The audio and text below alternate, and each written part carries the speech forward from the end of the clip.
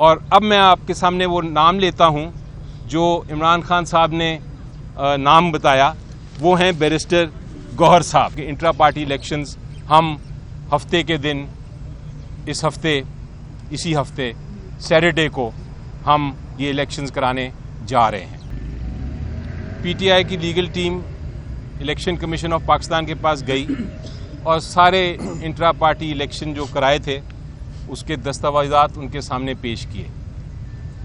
Election commission of Pakistan ने वो देख के और बहस सुनने के बाद ये फैसला किया, और ये फैसला रिपोर्ट भी हुआ पूरी मीडिया पे अगले दिन और उस दिन भी, कि हम सेटिस्फाइड हैं। इलेक्शन कमीशन ऑफ पाकिस्तान ने कहा हम सेटिस्फाइड हैं, हम मुतमईन हैं कि आपने ये इलेक्शन कराया था, इसलिए हम ये अपना नोटिस जो है वो वापस लेते हैं। लेकिन फिर तहरीरी फैसला नहीं आ रहा था, तो हमें शक होना शुरू हो गया कि शायद इलेक्शन कमीशन ऑफ पाकिस्तान ये कोशिश कर रहा है कि जो बल्ला है वो पीटीआई को ना दिया जाए इस इलेक्शन के लिए। और वो जो शक था वो यकीन में तब्दील हो गया जब इलेक्शन कमीशन ऑफ पाकिस्तान ने तहरीरी फैसला कर दिया। उस फैसले में अपना जो ज़ुबानी अनाउंस फैसला था उसको तब्दील किया और ये कहा कि आपका इलेक्शन हम नहीं मानते, आप 20 दिन के अंदर अंदर इलेक्शन कराएं। हमारी नज़र में ये फैसला गैर आईनी और गैर कानूनी था। उस वक्त हमारे पास दो रास्ते थे,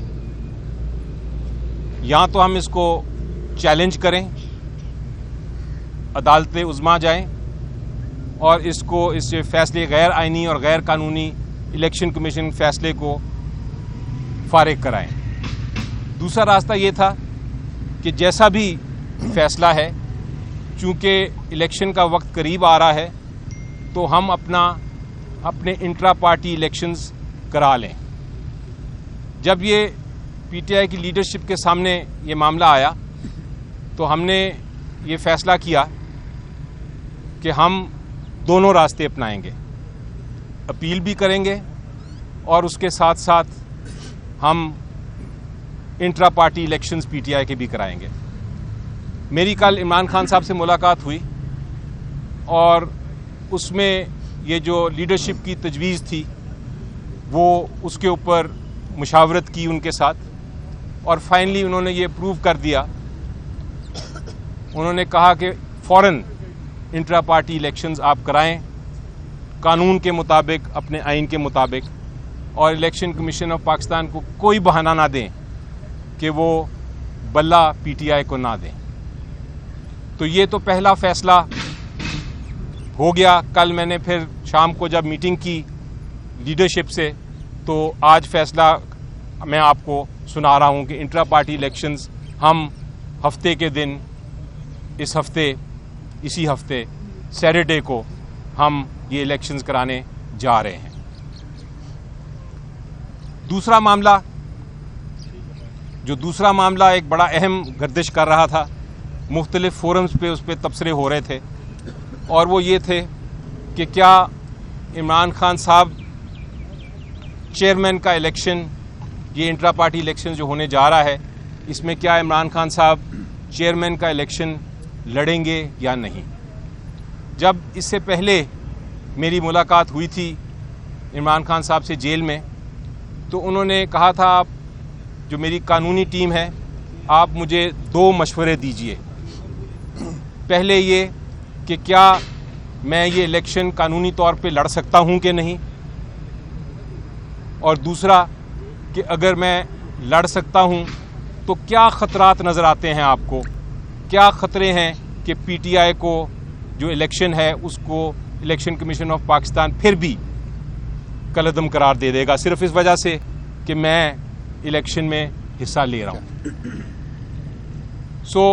उस मीटिंग के बाद कानूनी टीम बैठी और हमने पहले जो सवाल था उसका जवाब ढूंढा। हमारे मुताबिक जो इमरान खान साहब हैं उनके ख़िलाफ़ सिर्फ एक मुकदमा है, एक केस है जिसमें फ़ैसला हुआ है, और वो है तोशाखाना का केस। और उस तोशाखाना के केस में उनको सज़ा एक लोअर कोर्ट ने सुनाई गई। हमारे मुताबिक वो सज़ा भी बिल्कुल गैर आइनी और गैर कानूनी है। सबसे बड़ी बात यह है कि उसमें मौका ही नहीं दिया गया कि आप अपनी जो डिफेंस है, अपनी जो शहादत है, वो आप पेश कर सकें। तो जब एक केस में आपको शहादत पेश करने की इजाज़त ना दी गई हो, आप अपनी दफा कर ही ना सकते हों, तो वो फिर केस जो है वो आइन के मुताबिक वो बिल्कुल ही गैर कानूनी और कलअदम केस है। दूसरी बात यह है कि जिस किस्म का इल्ज़ाम लगाया हुआ है, उस इल्ज़ाम की वजह से आप वैसे भी डिस्क्वालीफाई नहीं हो सकते। आपने अगर चोरी की है, आपने डाका डाला है, आपने करप्शन की है, फिर तो आप नाअहल हो सकते हैं। लेकिन सिर्फ ये कहना कि आपने डिक्लेयर नहीं किया तोशाखाना के गिफ्ट्स को, उस किस्म के मामले पे आप वैसे भी नाअहल नहीं हो सकते। तो पहले सवाल का जवाब बड़ा क्लियर था कि इमरान खान साहब इंटर पार्टी इलेक्शंस में हिस्सा ले सकते हैं। अब आया दूसरे सवाल का जवाब जो हमने सोचा। दूसरे सवाल का जवाब ये था, दूसरा सवाल ये था, मैं दोबारा दोहराता हूँ, कि क्या ख़तरात हैं कि अगर इसके बावजूद कि वो नाअहल नहीं हैं, वो इंट्रा पार्टी इलेक्शंस में हिस्सा लेते हैं, तो क्या ख़तरात हैं इलेक्शन कमीशन ऑफ पाकिस्तान कोई ऐसा आखिरी वक्त पे गैर आइनी और गैर कानूनी फ़ैसला तो नहीं कर सकता जिसकी वजह से पीटीआई को बल्ला ना मिले और पीटीआई के कैंडिडेट्स जो हैं उनकी नॉमिनेशंस कैंसिल हो जाएं। तो ये ख़तरा बिल्कुल था, क्योंकि वो फ़ैसला जो है वो अभी तक सस्पेंड हुआ है। जो तोशाखाना का है वो फ़ैसला सस्पेंड ज़रूर हुआ है, लेकिन उसका फाइनल फ़ैसला नहीं हुआ। तो ये मामला जब हमने डिस्कस किए तो कल इमरान खान साहब के पास मैं ये लेके गया, साथ बाकी भी वकला थे, और उनको ये हमने दोनों सवालात के जवाब दिए। तो उन्होंने कहा कि मैं कोई बहाना नहीं देना चाहता इलेक्शन कमीशन ऑफ पाकिस्तान को कि वो पीटीआई के इलेक्शन में जो जनरल इलेक्शन है नेशनल असेंबली और प्रोविंशियल असेंबली के में का, उसमें वो बल्ले का निशान ले लें या इलेक्शन में हिस्सा ना लेने दें या कैंडिडेट्स की नॉमिनेशन जो है उनको रिजेक्ट कर दें। मैं किसी किस्म का ये ख़तरा मोलना नहीं चाहता, क्योंकि पब्लिक हमारे साथ है। इलेक्शन जब होंगे हम इंशाल्लाह जीतेंगे। मैं इलेक्शन में हिस्सा लेना चाहता हूं, जनरल इलेक्शन में। ये इंट्रा पार्टी इलेक्शन जो है मेरे लिए कोई अहमियत नहीं रखता। मैं चाहता हूं कि मेरा जो केस है तोशाखाना वाला, जिसकी शायद कल समाअत है, वो जल्द से जल्द उसकी समाअत हो, उसका फ़ैसला हो। जब वो फ़ैसला हो जाएगा मैं intra party election as chairman दोबारा लड़ लूँगा। फ़िलहाल आर्जी तौर पे आप अरेंजमेंट करें कि ये इलेक्शन कराएं, इंट्रा पार्टी इलेक्शन। इसमें जो भी इलेक्शन के तकाज़े हैं, जो भी पैनल है, वो पैनल मैं अप्रूव करता हूं। आप जाके ये फ़ैसला लीडरशिप से करा लें और फिर उस पैनल के ज़रिए इलेक्शन कराएं। कल मैंने रखा सीनियर लीडरशिप के पास और वो सीनियर लीडरशिप ने वो भी अप्रूव कर दिया। इलेक्शन जो है इंट्रा पार्टी इलेक्शंस, वो आर्जी तौर पे इमरान खान साहब जब तक इनका तोशाखाना के केस का फ़ैसला नहीं होता वो ये इलेक्शन नहीं लड़ रहे। अब तीसरा सवाल आया। तीसरा सवाल ये आया कि उनके नॉमिनेटेड पैनल पे कौन कौन होंगे, क्योंकि कैंडिडेट्स जो हैं इंट्रा पार्टी इलेक्शंस के वो कौन कौन होंगे। उसके ऊपर मुख्तलिफ लोगों के नाम आए, डिफरेंट अपॉइंटमेंट्स हुई और ये भी नाम आया फाइनली कि चेयरमैन उनका नॉमिनेटेड केयर टेकर चेयरमैन कौन होगा। यानी जब तक कि वो अपना इलेक्शन नहीं लड़ते इंट्रा पार्टी चेयरमैन के लिए वो कौन होगा। बहुत से कदावर शख्सियात के नाम सामने आए, लेकिन फैसला ये किया गया कि वो जो कदावर शख्सियात हैं वो मुस्तकिल ओहदे मुस्तकिल ओहदे संभाले हुए हैं पार्टी के,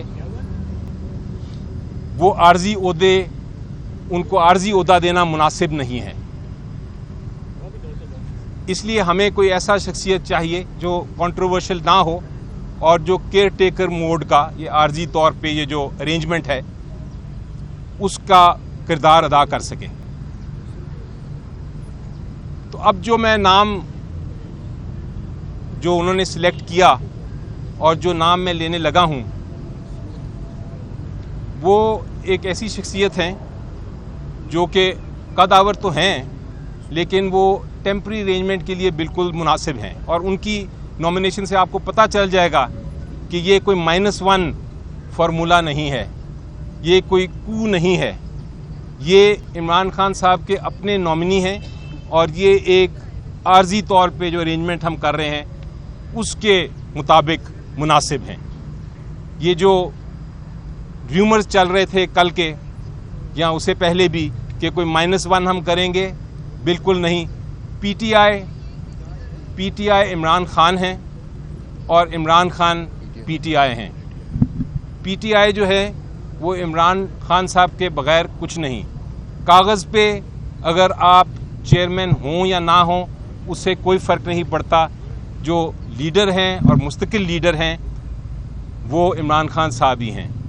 अभी चूँकि हमने कानूनी जो हमारी कार्रवाई है वो पूरी करनी है, कानून के तकाजे पूरे करने हैं, इलेक्शन कमीशन का गैर आइनी और गैर कानूनी जो ऑर्डर है उसको हमने इम्प्लीमेंट करना है, तो हमें इसलिए ये करना पड़ रहा है। और अब मैं आपके सामने वो नाम लेता हूँ जो इमरान खान साहब ने नाम बताया, वो हैं बैरिस्टर गौहर साहब। बैरिस्टर गौहर साहब जो हैं हमारे बहुत लीगल टीम के अहम ओहदेदार हैं, एक रुकन है, और वो ये टेम्पररी जो उनका एक नॉमिनेशन है वो उसको इंशाल्लाह पूरी तरह निभाएंगे।